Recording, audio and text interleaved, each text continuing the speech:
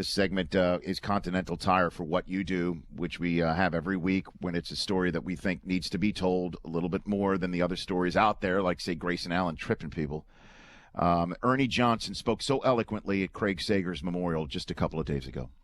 The man that we reflect upon this day was just a treasure. The number of folks who he inspired, there's just no way to measure. At the ESPYs, when they got that honor name for Jimmy V, in a room of marquee players, Craig's the guy they came to see. He delivered the most eloquent and heartfelt speech that night. He displayed that in our darkest times, one man can be a light.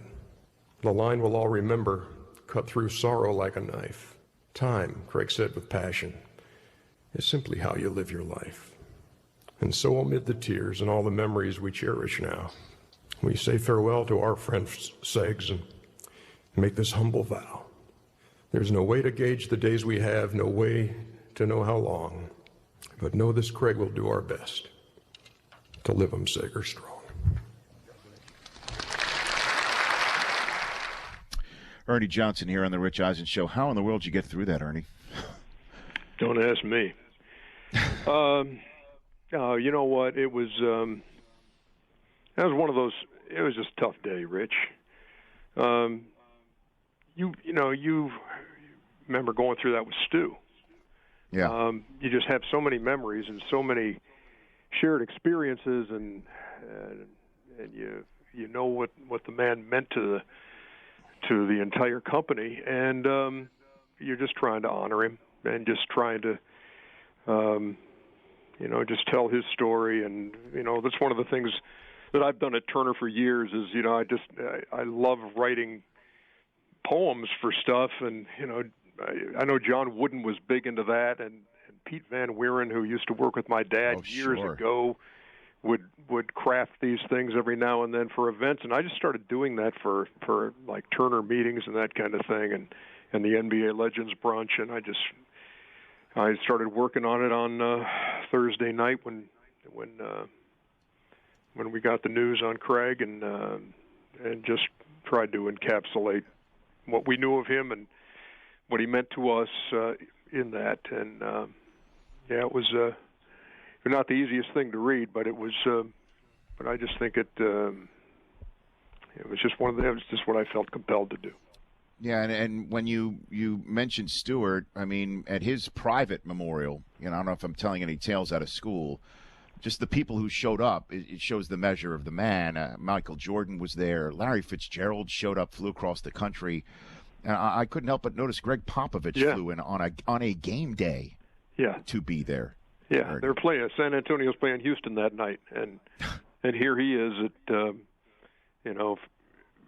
it was a 90-minute service, so it's probably it's like 1:45, and he's got a game in 7 hours. So, but that's what it meant. And he and there was no fanfare when he showed up. I had to go hunt him out. I said, somebody told me Pop was here, and then he was we looked in the church and looked way up in the top right area, and he was sitting there with Kevin McHale was there, and a lot of obviously a load of Turner folks, and it speaks volumes to the man. Randy Whitman was there, his old buddy, and his guy who they owned that Jocks and Jills chain, and along with Doc Rivers and John Battle back in the day, and we saw a lot of faces, and it was it was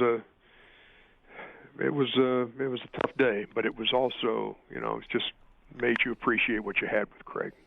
Yeah, I mean, it was billed as a service of celebration, and I loved how Steve Kerr, instead of having a moment of silence, he had a moment of applause. I loved it with the Knicks and the Warriors behind him, and I mean, that was just terrific. And when was the first time you met Craig? I mean, because you go way back in Turner Sports as well. When was the first time that you ever came across Craig Sager? He was working at at CNN at the time, and I was at the local station in Atlanta, WSB.